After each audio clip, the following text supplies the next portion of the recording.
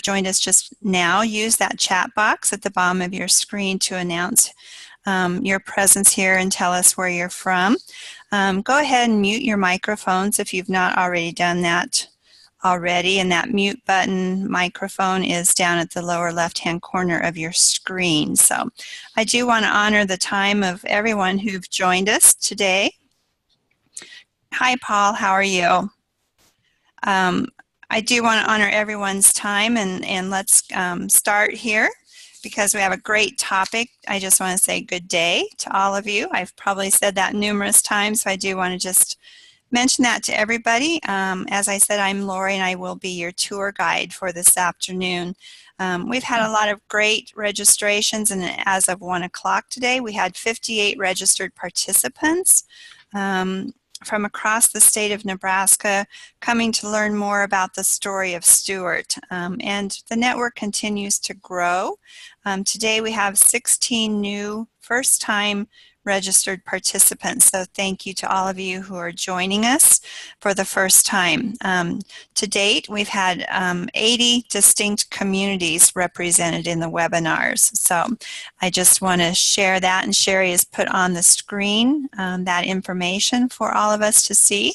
So the network continues to grow thanks to your involvement and your dedication. So we'll go ahead and take a look at our agenda for today.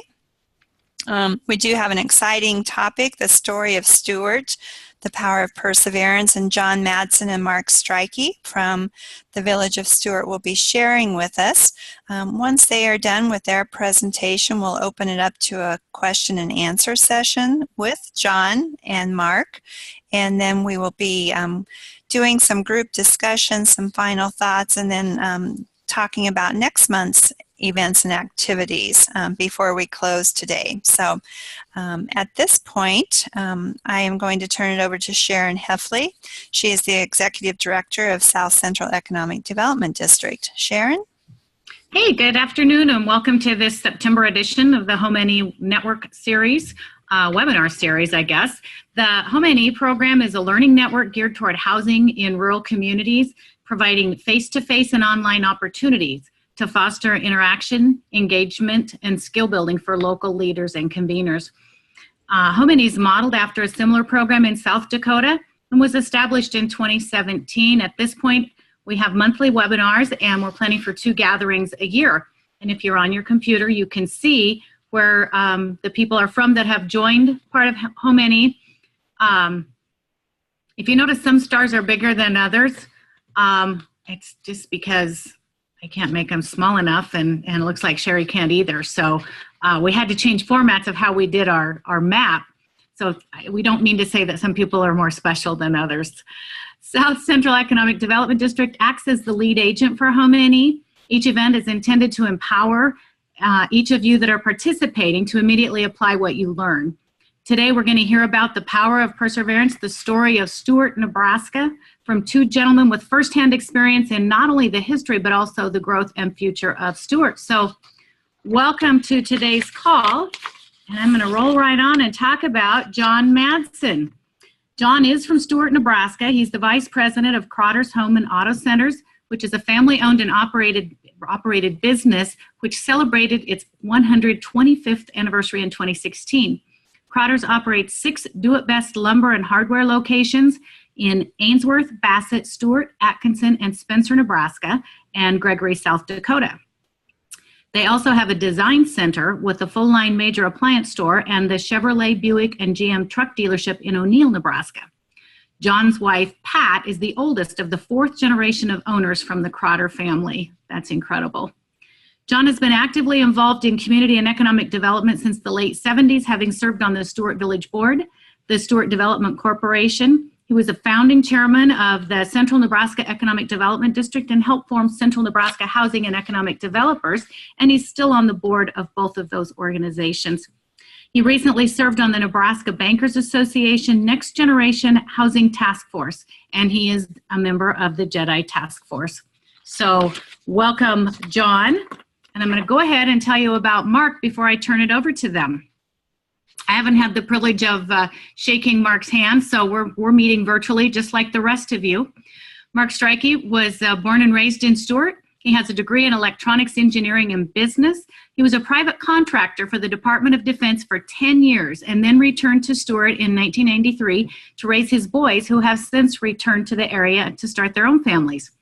He has owned a computer sales and service business, a local TV and appliance store, and he started a dial-up internet service and added wireless to meet the ever-growing demand for bandwidth.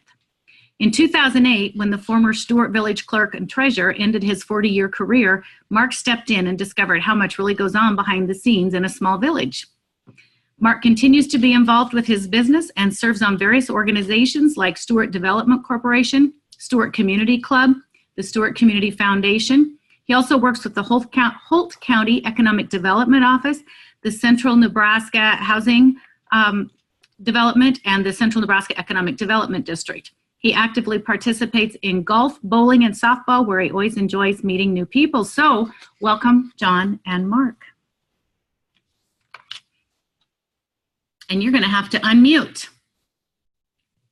We did. We're here. Thank you, Sharon, for the introductions. On a side note, Mark used to work for me in his high school, so now he works for me every day at the village office. Yeah, work for a lot of people every day. That's a lot of people, that's right. Anyway, we're looking forward to telling a little bit about what's been going on in Stuart for about the last 40 years or so. And we have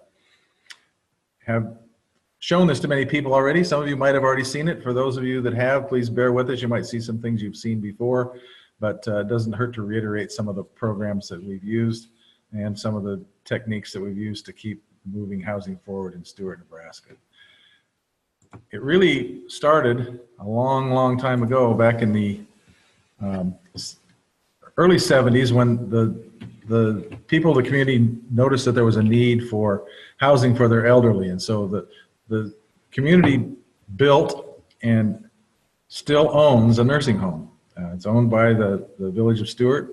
They have 42 beds. They have 10 assisted living apartments there as well that we've added on to it over the course of time. And the fact that it is still owned by the city kind of shows the commitment that the local people have to providing housing for those that need housing.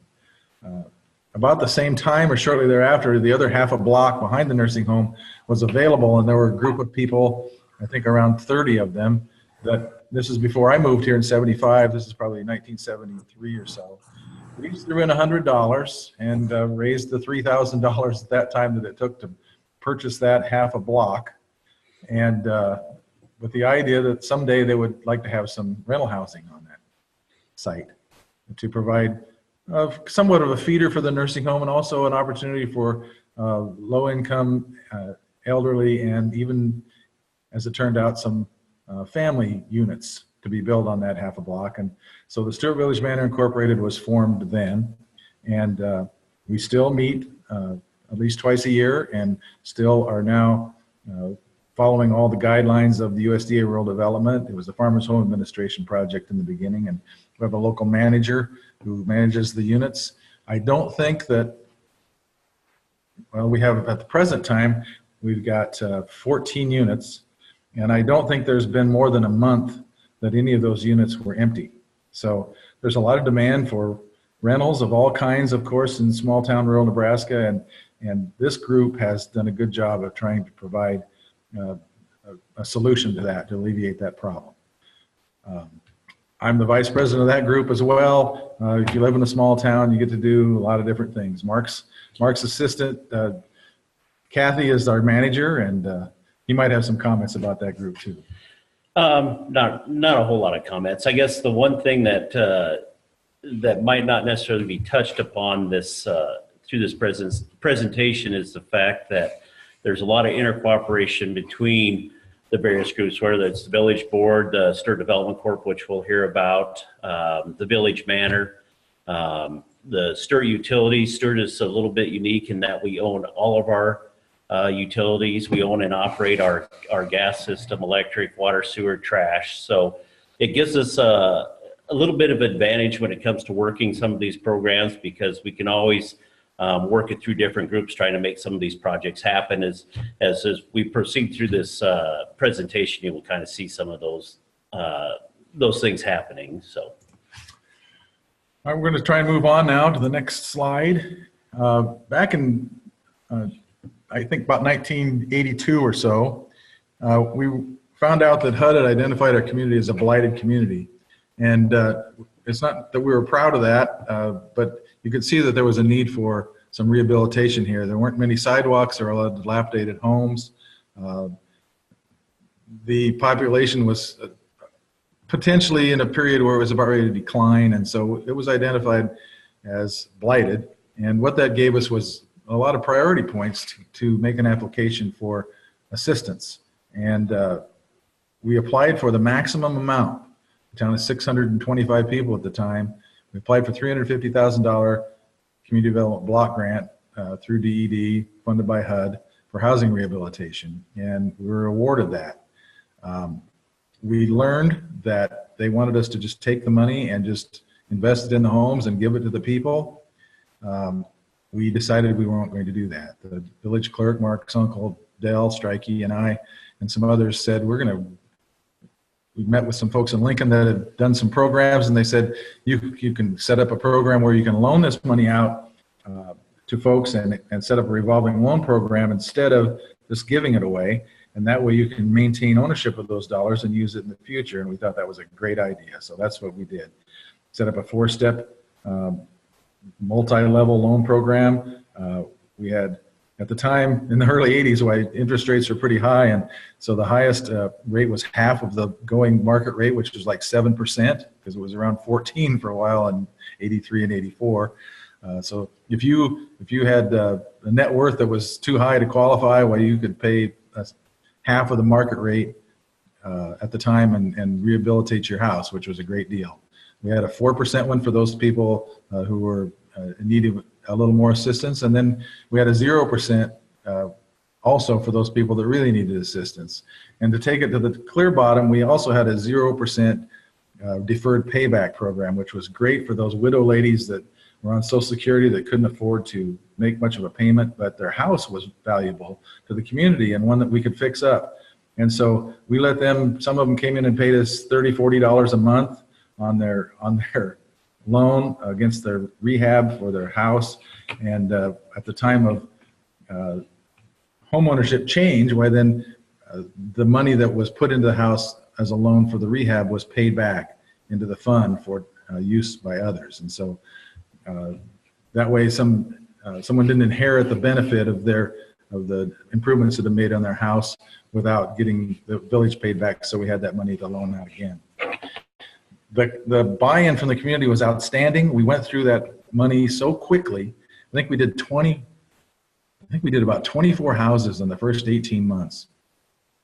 It was just remarkable. We had a bunch of young contractors that were just graduated from Northeast Community College and building construction program, and it gave them an opportunity to kind of get started in the local community that they wanted to live in, and gave them some jobs, and it really took off. And it worked so well that we went back in 1987 and applied for another $200,000 in rehab funds so that we could continue the program.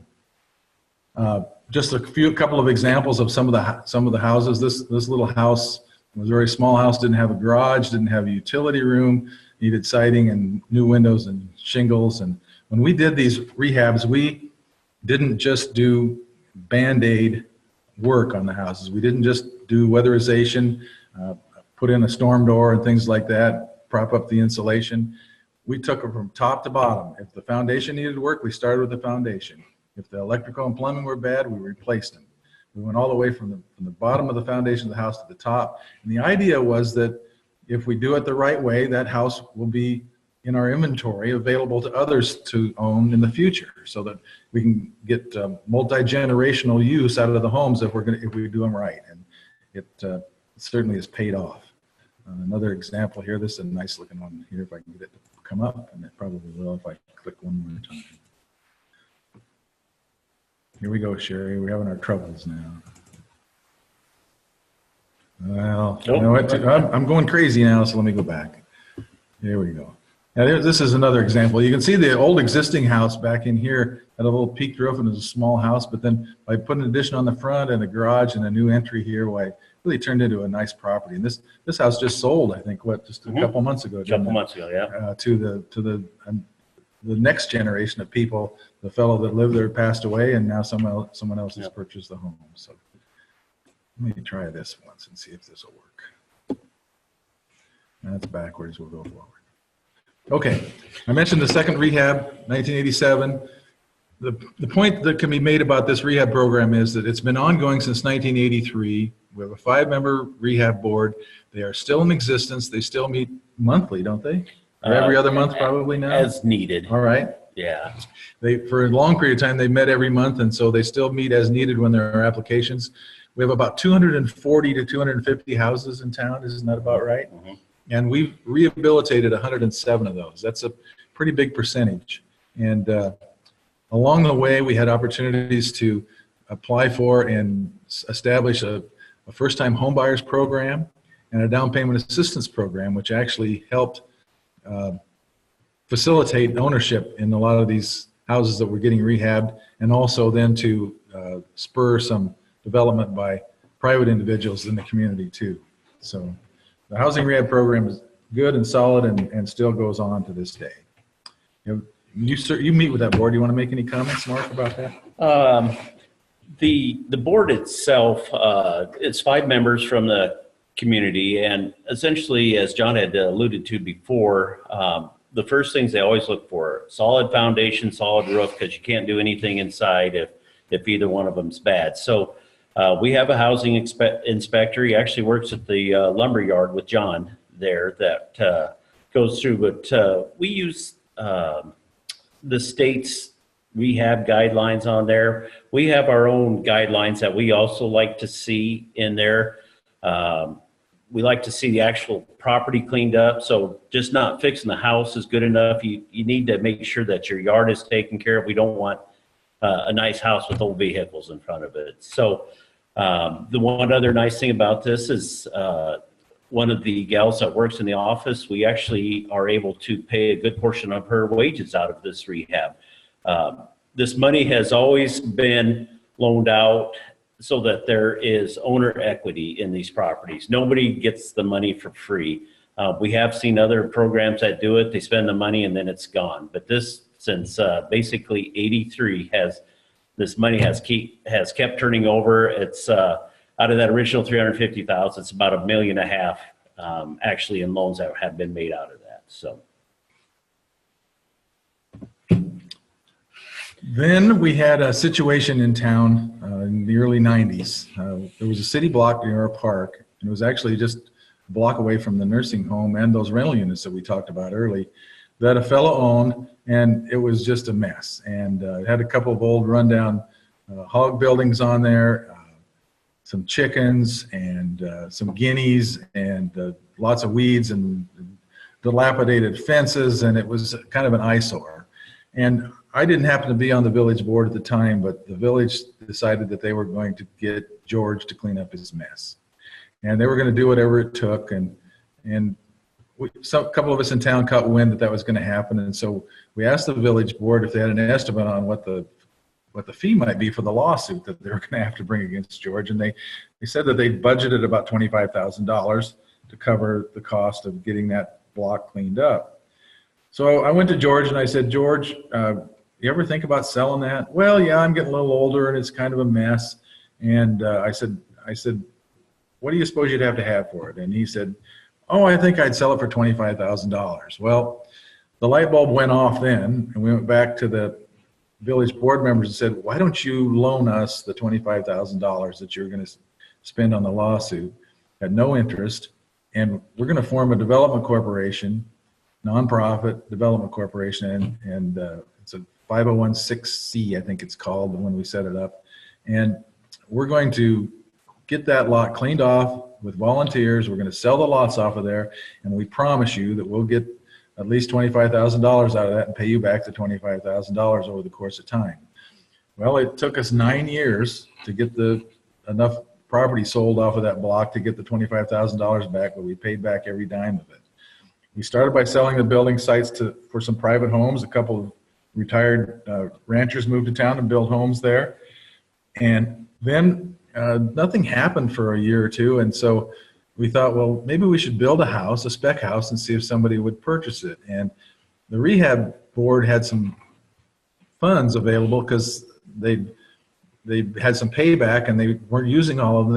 And so they said, well, we'll give you a $50,000 long-term no-interest loan from that board to build a spec house.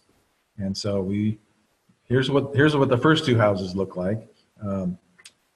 Then we built this first spec house in 1993, and it's a 3-bedroom floor plan. It's 1,144 square feet. The first one cost $53,000. It has a full basement. We didn't put a garage on the first one, and that's the house today. It's still there. It's still owned by the same folks that bought it originally in 1993. Their families raised their family there. They're still there at the house. We did find out that not having a garage and having kids sometimes creates a lot of stuff around the outside of the house, and so we kind of made up our mind that after the first one that we were going to take that money and put it in the second one, but we'd up the ante a little bit and we put a one-car garage on it. And so we started we went from the first one with no garage, and we had numbers 2 through 5 had 1-car garages, and then 6, 7, and 8 had 2-car garages. So we did this over the course of 8 different houses, and we just took the money from the sale of one and put it into the next one. We never did 2 of them at a time. When we started, we just went onesie, twosie down the line until we could get them sold. We tried to do infill in neighborhoods first. After we got the block by the park kind of clean, established and ready to go. Then we went into some neighborhoods and took out some old dilapidated properties and infilled those neighborhoods. And then finally once a larger plot came available to us, so we ended up building 3 houses on a half a block in another area. But I'll show you a couple of pictures of those too. This is the second house that we built, and it's still owned by the original owners too. It's right. If you look out the front window, you see the Stuart Park, and it's a beautiful little spot, and they love their house. Then this is the area where we were able to buy half of a block, and we ended up putting 3 houses on there. So this is actually where we put 5, 6, and 7. 5, 6, and 7 are on this site, and it's on the edge of town. It's very nice and well taken care of. And if those of you that have been in town before know how that's over on the east side of town and what that looks like. The prices on the houses range from $53,000 for the first one up to $119,500 for the 8th one. That was over the course of probably around 15 years. Probably it took us to build 8 houses in that neighborhood. We did make customizations available, and a couple of times we had people that would come to us and say, I want to buy the house and it's under construction, but I want to make some changes. We allowed that to happen as long as we got approval from their potential mortgager, knowing that they were going to have the dollars available to make the changes. And we did turn one of them in from a 3-bedroom into a 2-bedroom with a walkout basement, so we were kind of flexible if people jumped on the bandwagon at the right time. We always asked for a $1,000 earnest money check to see, or for the first chance to get ownership on the house. So if the house was started and somebody heard we were going to build one, if the first person to come to us with $1,000 earnest money is the first one that had a chance at ownership. I gave them the opportunity to go ahead and get their mortgage and purchase the house. One of the things that we did when we built these houses was we used good quality materials, and we built them soundly so that they could be added onto. And I'll give you an example of that. The number 4 one is one that, if you look on the back where the green is back there, and behind the white van, you can see the existing house with the green insulation board on it. We added onto that house, number 4, 3 different directions. This was one of those bachelor farmer houses. The young fella bought the house before he had a wife, And then they ended up, now they've got 4 children, and so they needed a little more room, but they really liked the location. And so they decided that they would invest in that spec house that they paid around $83,000 for. And this is what it looks like today. So it's a $275,000 valued house probably in our little town. And it's a beautiful thing. And it's still on the left-hand side, you can see the original spec house. They had already remodeled the basement and wanted to stay there. And so they moved on and expanded it into a beautiful thing. So about the time that we got done with the 8th spec house, we were starting to run into a little bit of an issue with the appraisals in our community being high enough to get the cost of construction would get higher than the appraisals were. And so what we did, I'm moving my mouse now, I shouldn't. What we did was we thought that we might need a partner. And about that time, as Sharon had mentioned, I'd been working with the CNED about developing the Central Nebraska Housing Developers Group. And so we were really involved with that. And we decided that we would start working with them as a new partner to kind of move our housing program forward. And I know that Sharon's group at South Central is doing a lot of housing work, and I recommend anybody around the state to be involved with your economic development district and take advantage of programs that they can make available to you. The Housing Developers Group provided a new partner for us. We got into some regional rehab where we worked with 3 or 4 other communities, and since Stuart had some experience, we'd take the lead on that, and we'd kind of oversee rehab in not only our community but in neighboring communities. We were able to get some more down payment assistance. Homebuyer education programs were made available, and if you're going to use funding through the developers, why they had a requirement for homebuyer education. There was a chance to get some demolition funds once, and we were able to demolish and acquire and actually we didn't acquire, we just demolished 3 properties. We didn't have to buy the property, but we got demolition funds to demolish 3 properties. Then grants have been made available for single and multifamily. We can talk a little bit more about that. And one of the real keys in our community was nuisance abatement over the course of the last 5 years. Mm-hmm. We did half the town. It needed it. We got buy-in on that like you can't believe. People came from around the country and came back and cleaned up Grandma and Grandpa's place. Others saw we were serious about it. And so when we did the second half of town, it was really easy. Mark can talk a lot about the nuisance abatement program. Yeah, it was done actually through a grant through CNHD, which was really nice, and we were kind of a pilot program actually for them, and it was they would come in. We actually hired them as a nuisance manager for us. It took the burden off of our village board of being the bad guys, saying, well, we think your house is a problem and you need to clean it up. And so with them coming in, it was almost an independent person because they were not aware who lived who or where or who they were. So whether you were a banker or unemployed, it didn't make any difference because they didn't really know. And so through the whole process, a lot of people were identified. Like John said, we split it in half. And our first half, we tried to include most of the board members on there. And a couple of the board members got letters, as did I at the time. And so it let people know that that we wanted to do something to clean up the town a little bit. And a lot of it was maybe a tire lying up against a shed or a wood pile just scattered about.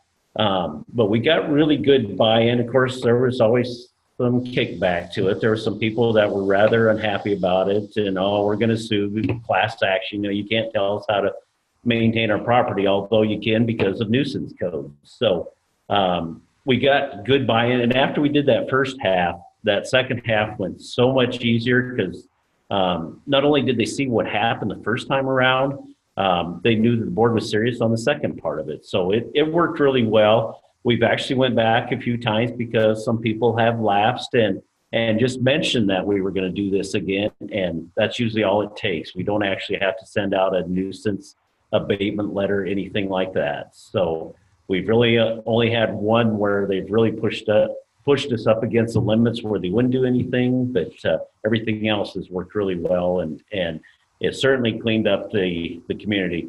John had mentioned we had some demolition. I think we had an extra 5 sheds, houses type, actually torn down because of the nuisance, that they realized it was a problem.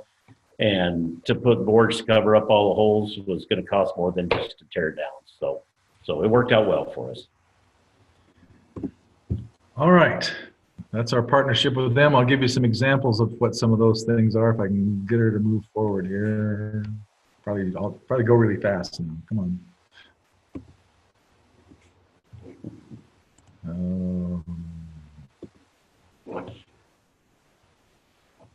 All right, there's the 3 demolitions we talked about. We also got a grant for a new duplex on Main Street through CNED or CNHED, and received a $275,000 grant for 2 new single-family spec homes, and we sold those 2 spec homes so fast that we ended up building 4 of them. And then there's the reminder about the pilot program for nuisance abatement. There's the duplex that we built. It's a beautiful thing. It's managed now by that Stuart Village Manor group. They're 2-bedroom units. We know we have a need for 3-bedroom units, but when you start putting the 3-bedroom units in with the USDA rural development guidelines, why it opens up a whole different set of variables, and so we're going to stay with 2 bedrooms in that. But we have local people now that are talking about doing 3 bedrooms, so we're going to be working toward that in the next year or 2. This is the second of the spec houses that we built with the funds from CNHD. I wanted to talk, and Mark mentioned this earlier, about the Village of Stuart, and I'm going to make these points. Our administration is excellent, not only Mark, but also our superintendents and the people that are in charge of our departments. We own all the utilities. We've already annexed years ago all the contiguous property to the village, so we've got that out of the way. We've been expanding our services in gas and electrical distribution. We have some very talented and resourceful employees that are willing to contract services with other communities. An example of that is that we got tired of paying armor coat people to come into town for 6 hours and charge us $100,000. And so we decided to buy our own equipment, and now we're doing armor coating for other communities in the region because we can do it cheaper, and we make enough money that we can enhance the amount of streets that we can do every year of our own, because we can make money on these from these other communities because our employees are willing to do that. We've expanded our natural gas distribution system. We bought a rural co-op system east of O'Neill, and so we now own Shamrock Gas, which distributes gas to a number of center pivots east of O'Neill, which is a great thing for our community to have income from areas like that. We do have a local community foundation that's very active, and just recently we passed LB 840. We never had LB 840 funds before, and I don't think we've had any come in yet. Maybe they start next month, but we're going to have that available to us in the future. I'm going to let Mark talk a little bit about the village because he works with that every day. We have a few minutes left. So. The natural gas system is a good story. It was originally the in-town gas system was purchased in around the early 90s, 92, 93. And that was really against the advice of just about everybody. It was bought from Kansas Nebraska Energy at that time, and they were very much against it. But we managed to work through all that, and actually it paid off well for us through the years.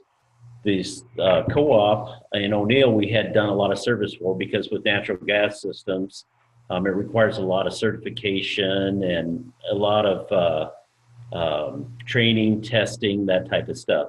So we had been doing that for the co-op in O'Neill. Well, this opportunity come along that they were actually getting out of. They actually wanted the funds to expand some of their ag businesses.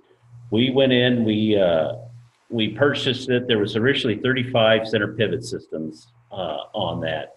And once we had purchased that and the area was aware that we were going to offer these services, it just expanded like crazy. And so now we're up to, well, almost 200 center pivots on that original 35 center pivot system that we bought. We probably have invested close to $3 million into that, but that was roughly 4 years ago, and we've recouped all of our costs out of that. One of the things that we found is when we did this was in O'Neill. The people north of Stuart says, hey, if you're doing that in O'Neill, why can't you do it for us? So we turned around and we ended up expanding our natural gas system in north of Stuart here, which added about another 40 systems to this. So it's done really well for us. The LB840, since we have owned most of our own utilities, it seemed like we got along well enough with what we did. We had the rehab program that worked well. We have business development. We had built a restaurant out on the edge of town through a CDBG grant, and that money come back to us. We started our own business development group, which lends that money out. There again, it's all through revolving loans, so it continues to feed itself on there. But through that LB840, we just found there's some more stuff that we could actually do. And so it's something that we just passed in the last general election here. So we'll start collecting on that October 1st. So that will be something new for us. So. The reason that I brought up the natural gas distribution and the utilities is because we needed to do some site development. And if you own your own utilities, it's really a lot easier to find somebody to get out there and take a piece of bare ground like you see on the left and turn it into building sites for homes. And we've got shown what it looked like before and after. The city went in and put in the water, sewer, natural gas, electricity, and everything that we needed. Some not paving yet, but at least some grading for the streets that go through there. We had 7 acres there. We've got 5 building sites. 3 of them are sold. We're planning to put a duplex on the 4th one, and there'll still be one available. And this all started about 2-3 years ago, and so it's moving along pretty fast. The house on the left is it's the 3rd of those 4 spec houses from CNHD, and the house on the right is a private home, and they like the color of the neighbors, so they decided they'd make it the same color. Good for them. One of the things, and we kind of talked about at the beginning, that works well is since we own our own utilities, sometimes it's easier for us to go in and the board will make that decision. Hey, let's invest in upgrading utilities on this side, because we realize down the road we are going to be getting property tax from this. And so in a lot of communities, an outside organization will run, such as MPPD or Black Hills Energy on the gas system, and they'll just pay a franchise fee to this. Well, we normally will transfer some money out of our utility funds to our general fund in lieu of those taxes. Well, what will happen is if we put a bunch of money in the utility side, then we just won't transfer near as much to our general side, with the realization that we're going to be getting property taxes on the general side. The lot that John had just showed you with the blank, where it was totally clear, the Development Corp actually does a big part of our facilitating a lot of these transactions. It's much easier for a Development Corp to come in and buy this ground and turn around and sell it than it is for a city on there. There's a lot more paperwork, bid process, that whole thing. So even though a lot of these grants are done through the city, the Development Corp actually facilitates, cleans them up, and gets these houses rolling, and then the Village of Stuart actually sees the benefit from it. All right, we're going to try and wrap this up within the next 3 or 4 minutes here, because I know we want to probably have some questions, and I'm going to try and move it forward. Just some examples of some private investments that take place in the community. We've built about 36 or 37 new houses in the last 25 years here, and a lot of it's come from the fact that there's always been a lot of neighborhood development and a lot of nice neighborhoods, and so that helps. The one on the left was what it looked like before, 2 dilapidated houses, and here it is on the right. That's one of our favorite success stories. There might be another one. The one thing that we do know is that this work is never going to be done, and we could probably go out today and find 12 more places that need to be fixed up. And there's always changes and challenges, but there are some opportunities too. So keep in touch with the people that help you in developing housing. Stay involved with programs like HomeNE and others that are available to you now, and learn more about what's being done so that you can do it yourself. This is the latest one. The grandson of the lady that owned this house on the left where the camper was parked tried to burn it down. And so we were able to get a hold of the property by basically forgiving some charges that the city had, and then paying the back taxes. So the owner had so much against the house that she just wanted to walk away without owing anything. We ended up building the fourth of those spec houses. There it sits. We sold it last week to a 21 or 22-year-old young fellow that just graduated from Norfolk who works at the fertilizer plant. So we've got another bachelor farmer here that can fill the house as the years go by, and I'm sure you'll enjoy living in Stuart and living in that nice new house. There's our contact information. Lori said she'll probably reiterate that, and I'm sure we'll have some questions, but we're pretty close to the time that we were supposed to take, and so we're gonna be quiet now and take any questions that you might have. And thanks for your attention. Thank you. Well, thank you, John and Mark.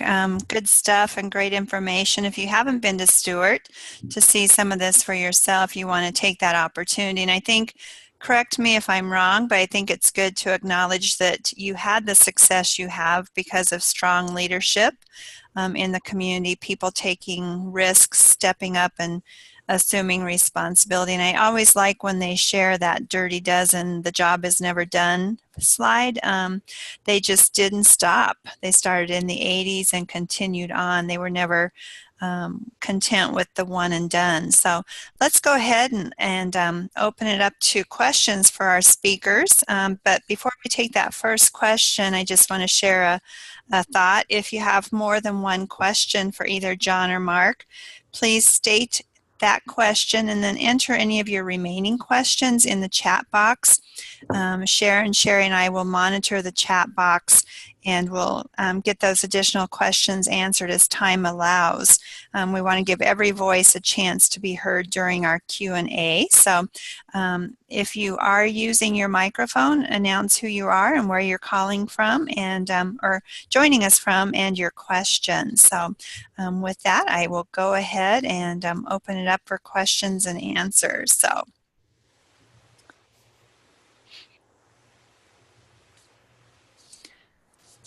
There is one question. Did you mention, from Steve, did you mention how many private builds you've experienced in addition to the spec house? I think we're in that upper 30 range right now in the last 25 years. And okay. I do tell the story, and Levi chastises me a little bit about this, but you know, it's thought that you need to replace about 1% of your houses each year, thinking that a house might have a lifespan of around 100 years. And so the fact that we're only doing about 1.5 houses a year, and we've got 240 houses in town, we should be doing 2.5. Even though we're looked at as a relatively successful community in housing, we're still not keeping up. And so those people that aren't building, that haven't built 1.5 or 2.5 or 3.5 houses per year in smaller communities are starting to lag behind. And so that's why we're putting emphasis on continuing to grow the housing infrastructure in the state of Nebraska, so we don't just go away. Okay. Thank you, John. Taryn has a question on nuisance abatement. She wants to know who establishes the nuisance codes that are to be followed. Did CNED or Central Nebraska Housing Developers establish them, or is there a state or county-wide building code that is followed? Originally, we have our own nuisance codes, although they were a little bit dated. And we found out that after we went through our first half of our nuisance abatement process, there was a few things in there that was really designed for probably nuisances of the 1930s and earlier. So after that, we had worked with Judy Peterson there at CNHD, and we redesigned them just a little bit to clarify them and bring them up to date. So before we did the second half, we actually passed a new ordinance updating our nuisance codes. Okay. Okay. Thank you. I had one question come in. What is one piece of advice that you would have for someone to get started? Maybe this is so overwhelming. What is one piece that you might share with them? Well, the best thing I can say is take an example from Central City. They kind of let people know in the community that they had a crisis in housing, and they kind of sold that to the folks through a town hall meeting. I think town hall meetings are great. You should have them.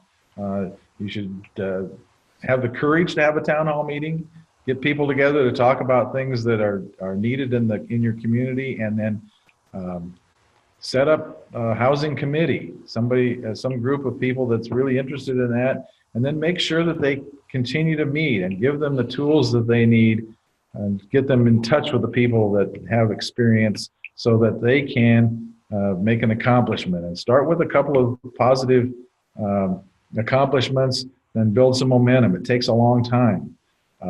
You stop and think about, gosh, it costs so much money to build a house today compared to when Stuart started back when they could build that first house for $53,000. But how much is it going to cost in the future? I mean, if you wait too long, what's going to happen? You need to be doing something to stabilize your community as soon as you can, and you're going to have to work together to do it. Town hall meetings are excellent, and you'll probably find some stuff out that you didn't even know about that you might necessarily not want to hear, but it needs to be addressed now on there. We just recently had one. Of course, it was to kind of get the word out. We're doing the school bond issue, but also the LB 840 on there. So we kind of heard some of the negative stuff about it.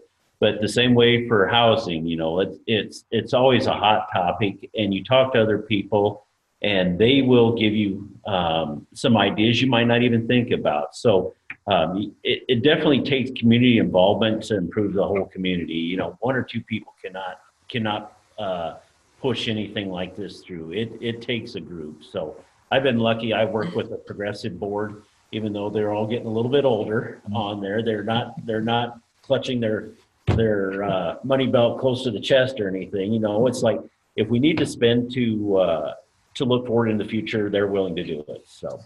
Okay, good. Thank you.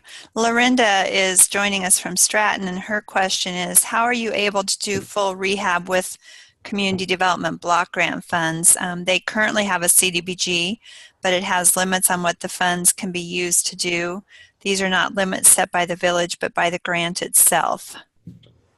Our original guidelines are still in place back from '83, so we are still able to fall under most of those. Now, when we make modifications to them, we do have to send those into the state for approval. So we try not to really change that too much, so that we can continue to work under our original grant guidelines. Okay. I'll point out, Lori, that having a $25,000 limit on rehab is totally unrealistic. I think that somebody at the unicameral level needs to take a look at that and change those limitations, because you can't do a substantial job of rehabilitating a house for the next generation in many cases for $25,000. And okay. Those limits were established back when it was a little bit more affordable, and it isn't there anymore. True. So thank you for sharing that. Who else has some questions for Mark or John? Feel free to open your microphones.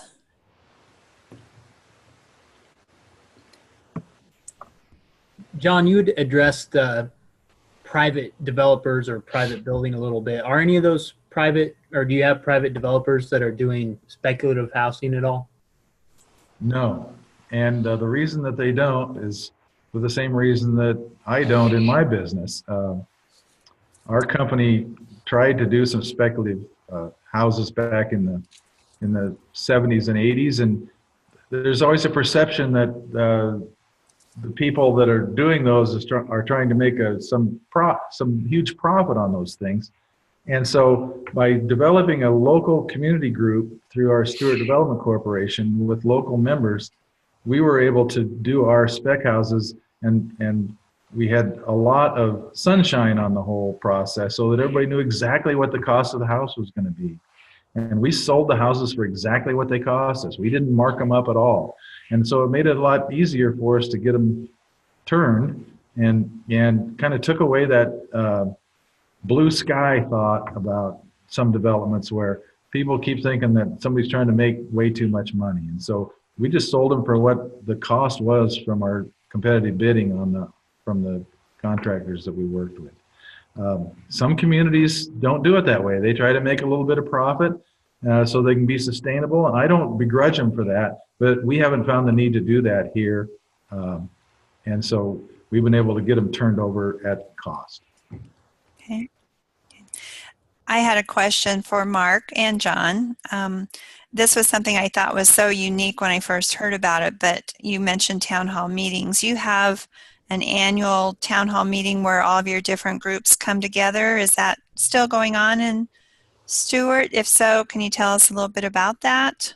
Well, we haven't been having one every year, but we try to have one every 2 to 3 years. And Okay. what we do is we invite those community organizations that are active in the community to come and bring a trifold board of some of their activities. A lot of these groups have those, the Community Foundation, the FFA, the school, some of the Development Corp, some of the churches and people groups like that have these type of, make these type of presentations many times. And so they just hang on to those boards, they update them. We try to print our little Progressing with Pride booklet, which is basically just a runoff booklet that has the names of all the organizations and who the officers are and contact information, and a little bit of a story about what they've done this past year and what they'd like to do the next year. We just staple those together and have them available for people. We try to keep a few of them around for new residents when they move in too, so that kind of makes them learn a little bit more about what organizations are available in the community. They're not expensive to put together. They take a little bit of work for a week or two right before the town hall meeting, but we usually try to have a little food, and then we try to bring in a speaker from the outside to make it a little bit more interesting. But we do talk about what's been going on in the community the past year and what people would like to see moving forward in the next year or two. So they're a good idea. We get good crowds for those. Yeah, our most recent one was actually done in conjunction with the Community Foundation. On there. We're going through an endowment campaign, and so it's a way for us to talk about various items. And that's why we really haven't done it every year, is because everybody's busy, so you don't want to just have one just to have one. So when we get a relevant topic such as our LB 840, our school bond issue, it's always a good way to get people in touch with what's actually going on in the community. So Okay. And if you've never done one, do one. I mean, there might be an uncomfortable question or two, but you can deal with that and just tell people that, treat them like the governor does on the radio call-in program. We'll find the right person to get in touch with you, and we'll try to solve the problem. I mean, just move on. Okay. Kind of a celebratory evening as well as setting the vision for the future. So, okay. Okay. Well, thank you. Let's move to group discussion. Couple questions for our participants today. What is one item that jumped out at you today from John and Mark's presentation and our time together? Does anybody have anything that they'd like to share?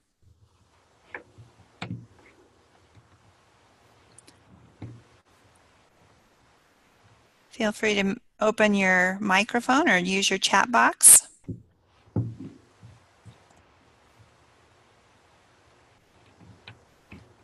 And as you're thinking about that, as Sharon said earlier, the purpose of the webinar is to empower the participants. So what is one thing you heard from John and Mark that you might consider implementing in your community moving forward?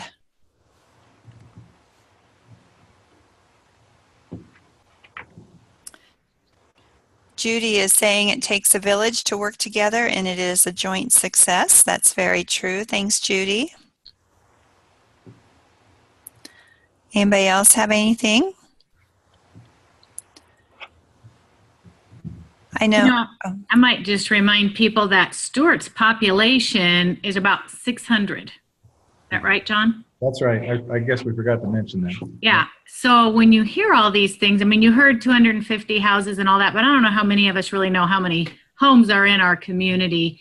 But 600 people, I just think that's incredibly inspiring. And that tells me that they can do all that. I can take one of those things and carry it forward. And so, yeah, I'm curious. What one thing are some of you going to be able to do now? As you're thinking, Diane shares that currently they're working on how to get spec homes in the area and how to get funding, and getting the community behind their project is where they have to work the hardest. So thank you for sharing that, Diane. Any thoughts along those lines from anyone who might be able to help implement what they're working on? Our most recent housing, and around here, unfortunately, the houses actually cost more to build than they appraise for. So without working with a group like our Central Nebraska Housing Developers, it's very difficult for like our development corp to do it. We just couldn't take the hit like we would if we didn't have Central Nebraska Housing Developers there with us. So I would definitely reach out to your local economic development groups. That they're a great resource on there. So Okay. Well, we're about out of time, but I know that John and Mark are both willing to take questions after we close here today. So we can pass that information along to you, and I believe the PowerPoint will be made available to all the participants today. So we'll be emailing that to you, and that will have their contact information. Just before we close, I want to take advantage and just do a little bit of a plug for our fall gathering. We did a learning journey to Stuart and Central City last December. This year we're doing a similar, calling it the Fall Gathering, and we're going to be journeying to North Platte November 8th and 9th, and you'll be getting in on hearing firsthand some of the information you heard in our webinar back this summer when North Platte talked about their tiny homes. We are going to see firsthand all those great projects plus a whole lot more. So the registration link is live on our homepage at sked.us/HomeNE. If you'll check that out, you can get registered for our fall gathering in North Platte. If you register before or by October 31st, there is a discount in that registration cost. Currently, the cost is $99 for the gathering itself. Hotel is extra, but I believe that's $69, Sharon, if that's correct. So, and that's for up to 4 people in a room, I believe. So more details will be made available, but we just want to encourage you to take that next step in joining the network that we're seeking to build here across Nebraska. Also, just to tell you about what's coming up next month in October, our next webinar is on the 18th at 2 o'clock. We will be joined by Mike Knutson and several South Dakota community representatives talking about the value of a learning network. They've kind of set the stage for us, and we are looking forward to hearing how they get their housing work done up there in South Dakota. So feel free to join us on that webinar as well. So with that, does anyone have any parting thoughts for John or Mark? Thanks, everybody. It's good to see some of the familiar names on the list of participants too, and hi to some of my pals that are on there, and keep working. And if you have any questions, you know how to get a hold of us.